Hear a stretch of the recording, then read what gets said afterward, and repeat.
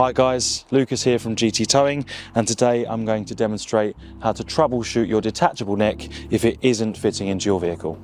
If you haven't used your detachable neck for a period of time, it's possible that the neck has moved into the engaged position.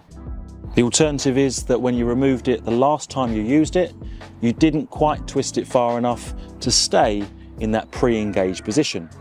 You might be finding that you're lifting your neck up into the receiver, but it isn't engaging.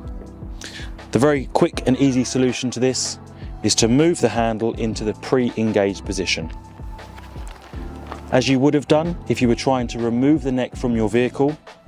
A push and a twist, and that is now ready to go.